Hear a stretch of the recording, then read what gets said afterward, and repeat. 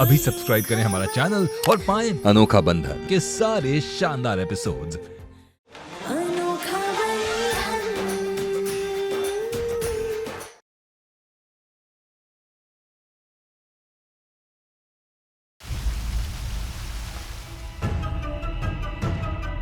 इस लड़की की हालत देख स्पष्ट हो गया कि वरदान पर और इस घर पर जो संकट आया था उसे अपने ऊपर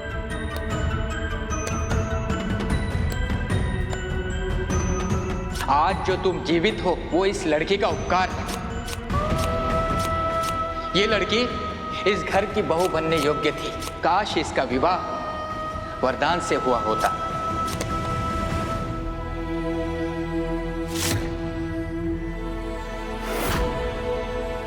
माँ, शायद वरदान जी की पसंद सही थी। शायद उनके मेहमान ही नहीं। सोचना भी मत।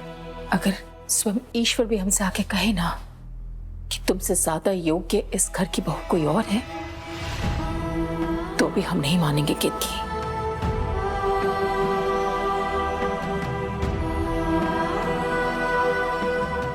लेकिन माँ, ग्रह नक्षत्र तो झूठ नहीं बोल सकते ना। लेकिन कुंडली पढ़ने वाला तो झूठ बोल सकता है ना केतकी।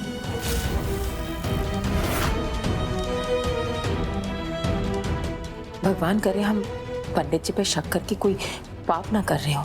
लेकिन तुम खुद ही सोचो ना केतकी, कालिंदी की कुंडली आखिर वरदान के अलमारी में कैसे पहुंच गई, और वो भी उस दिन जब अम्मा जी ने वरदान की कुंडली देखने के लिए पंडित जी को घर पे बुलाया। लेकिन माँ, ये बात कालिंदी को कैसे पता चली होगी? कल कालिंदी को सजा देने के बाद अम्मा ने पंडित जी को सुबह घर पे बुलाने के लिए फोन किया था। हो सकता है कि ये बात कालिंदी ने सुन ली हो। इसका मतलब ये भी उसकी चाल हो सकती है, और पंडित जी भी कालिंदी से मिले हुए हैं। हम विश्वास के साथ तो नहीं कह सकते, लेकिन इस बात का पता हमें जरूर लगाना पड़ेगा केतकी।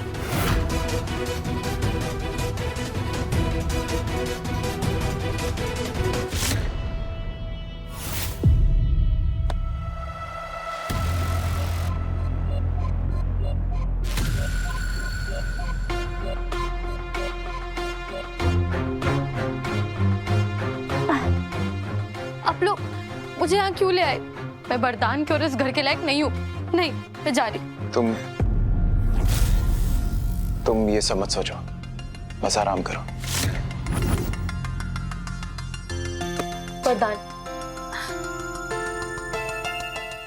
वरदान, जो भी हुआ मैंने जानबूझकर नहीं किया है। मुझे क्या पता था कि जिन लोगों को मैं नौकर समझ के घर में लेकर आई हूँ वो लोग कुंडे बदमाश निकलेंगे।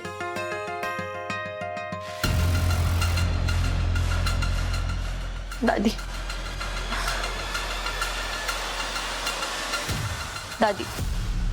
आपको पता है परिवार क्या होता है? मैं ये नहीं जानती। बचपन में ही माँ चली गई थी, ना कोई भाई ना कोई बहन, सिर्फ बाबा। परिवार का प्यार क्या होता है ये मैंने यहाँ आकर जाना है।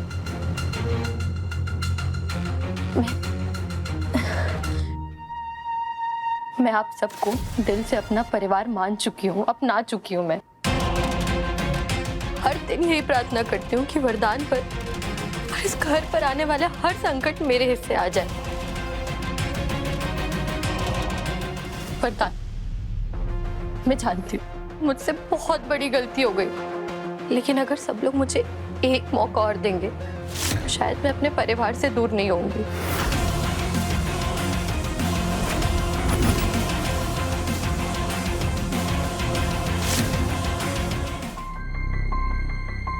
हम तुम्हें एक मौका और देंगे, सिर्फ इसलिए कि पंडित जी ने हमको कहा है कि हमारे लल्ला के लिए तुम बिल्कुल सही हो।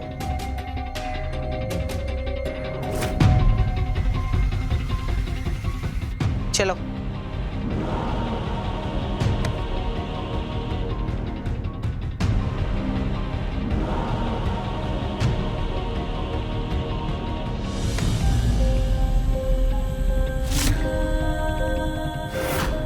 शोना, क्या तुम मुझे माफ नहीं करोगे?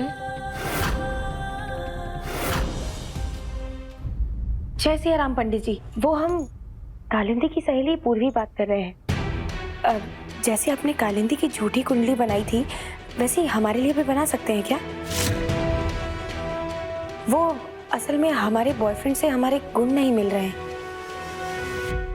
कुंडली बन तो जाएगी, लेकिन 500 या 1000 की दक्षिणा से काम नहीं चलेगा। आप ही बताइए, आपको कितनी दक्षिणा चाहिए? उतनी ही जितनी तुम्हारी सहेली कालिंदी ने दी थी, 10,000।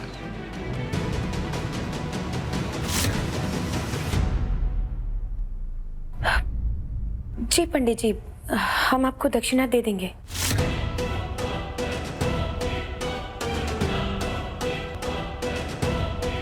माँ, ये तो बहुत बड़ी खिलाड़ी निकली। पहले तो अलमारी से 20 लाख रुपए चुराए, और जब वो पैसे हाथ नहीं लगे तो घर में रहने के लिए इतना बड़ा छल कर रही है। हमारी तो समझ में नहीं आ रहा है कि आखिर ये लड़की चाहती क्या है।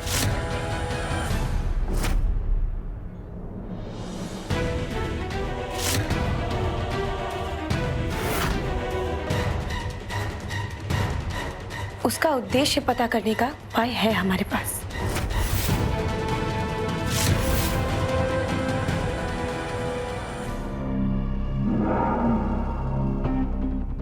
तुम आराम करो, मैं कुछ कॉल्स करके आता हूं।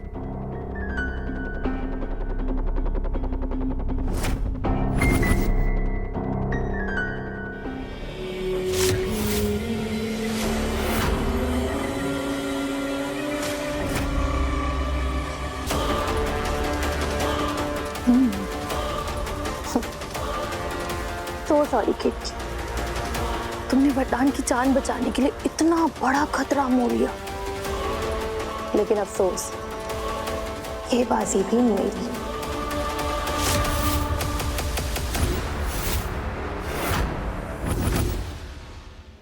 ये असली नोटों के बैग को हमें ऐसी जगह छुपा देना चाहिए कि कालिंदी को पता ही न लगे। स्टोर रूम ही सही रहेगा।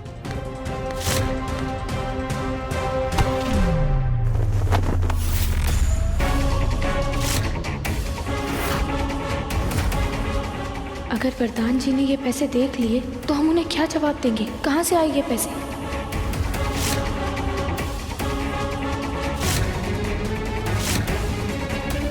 वरदान जी, वरदान जी, हमें बहुत चिंता हो गई थी कि आप ठीक है कि नहीं। वरदान जी, कल तो हम बहुत घबरा गए थे। राम जी का बहुत बहुत शुक्र है कि आपको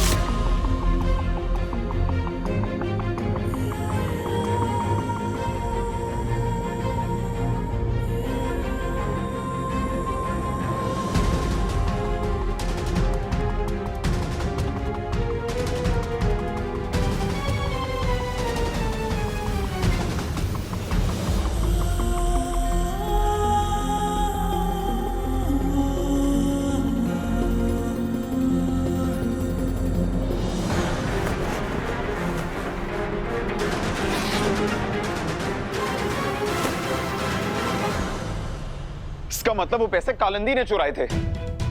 माँ, वो लड़की पहले दिन से मुझे सही नहीं लग रही। कितनी बार बोला लेकिन किसी ने मेरी बात नहीं सुनी। और वरदान भैया को हो क्या गया है माँ? ऐसी पत्नी होते हुए कैसे किसी और की तरफ देख सकता है?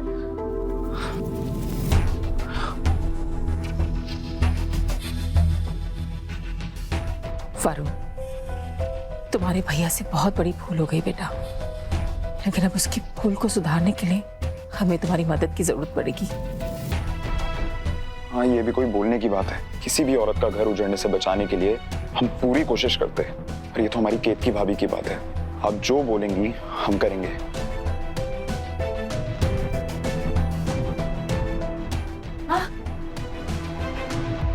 काम हो गया है। हमने असली नोटों की जगह नकली नोट का बैग रख दिया है। बस वरदान जी की मेहमान का हमारे जाल में फंसने का इंतजार है।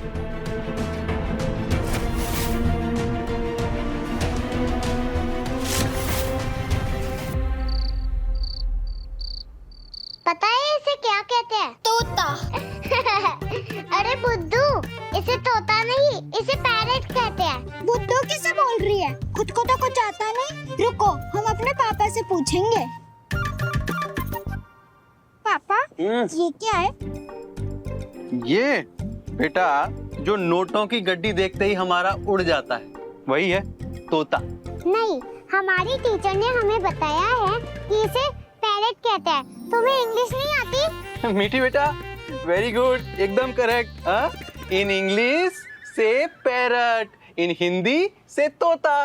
इससे ज्यादा हमसे नहीं होता। और पापा ये क्या है? This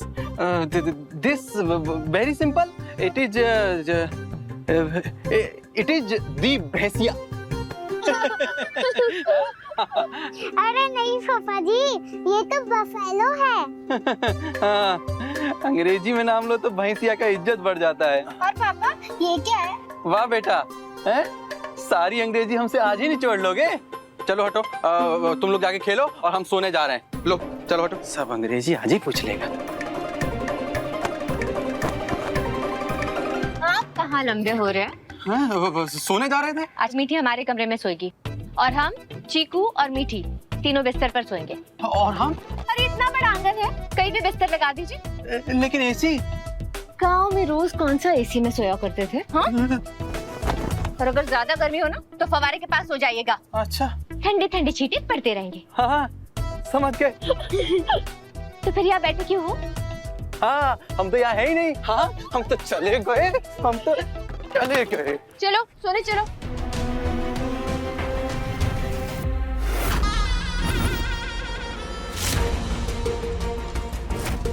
अगर वो पैसे आज के आज मैंने अभिनव तक नहीं पहुंचाए, पता नहीं वो क्या करेगा।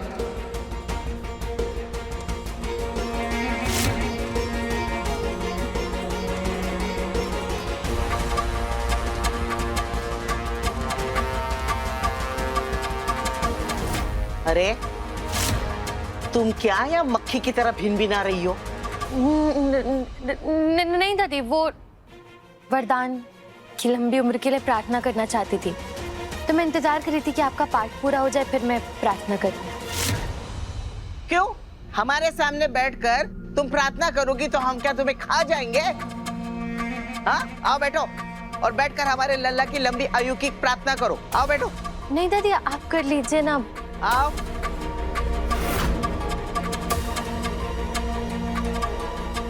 सर पे पल्लू।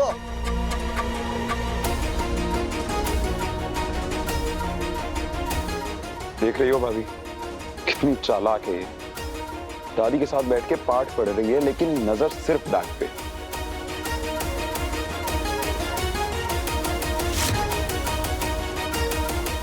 दादी, कितना थक गई हैं आप, नींद भी आ रही है आपको।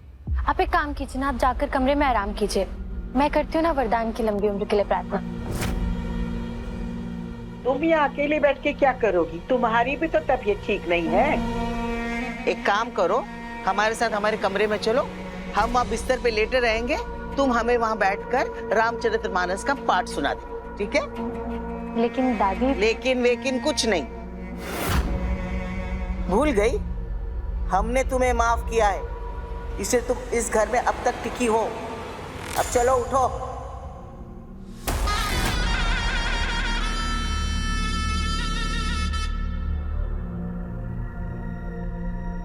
दादी ने बेचारी का सारा प्लान बर्बाद कर दिया। इतनी कोशिश की उसने बैग ले जाने की, नहीं ले जा पाई।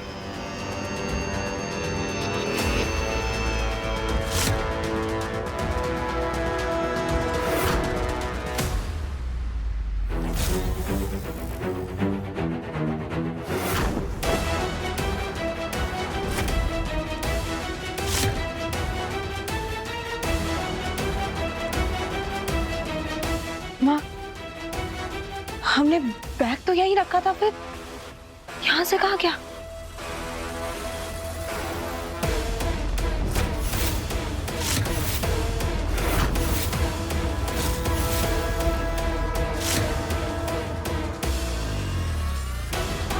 सौ चोर मरे होंगे तब जाके इसका जन्म हुआ होगा। आज तो चोरी करने में सफल हो गई, लेकिन बहुत जल्द हम इसका असली चेहरा सबके सामने लाकर रहेंगे। बस अब उसके ये बैग लेकर घर से बाहर जाने का इंतजार है।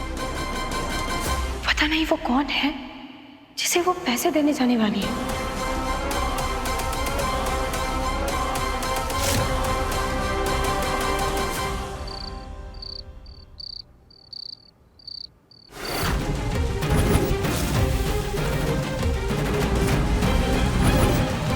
रुको भैया, रुको रुको रुको रुको रुको।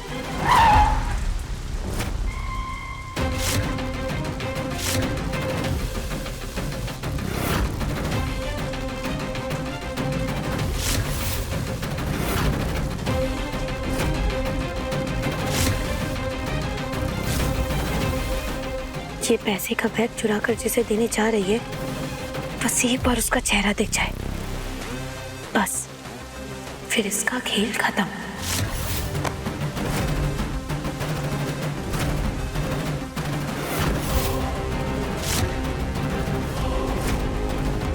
ये पलटेगा नहीं तो उसका चेहरा कैसे देखेंगे भाभी?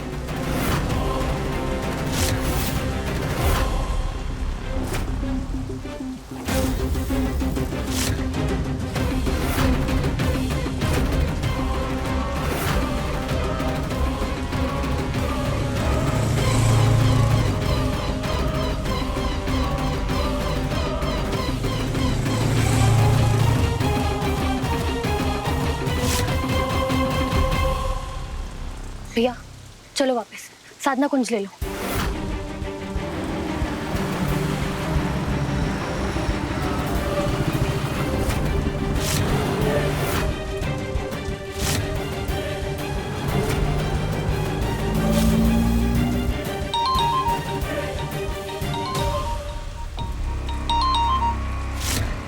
एक मिनट रुको, गाड़ी पीछे लेना।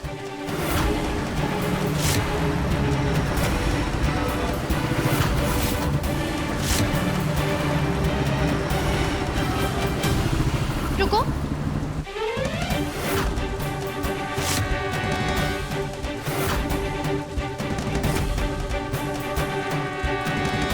लगता है सुनसान सड़क पे गाड़ी खराब हो गई है। चलो भैया, चलो चलो जल्दी ले लो।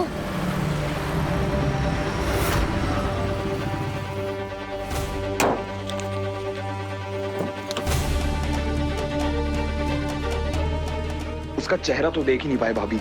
कोई बात नहीं भैया, जैसे उस आदमी को पता चलेगा कि उस बैग में नकली नोट है, वो तुरंत ही वरदान जी की मेहमान से दोबारा संपर्क करने की कोशिश करेगा। बस तभी हम उसे रंगे हाथों पकड़ लेंगे।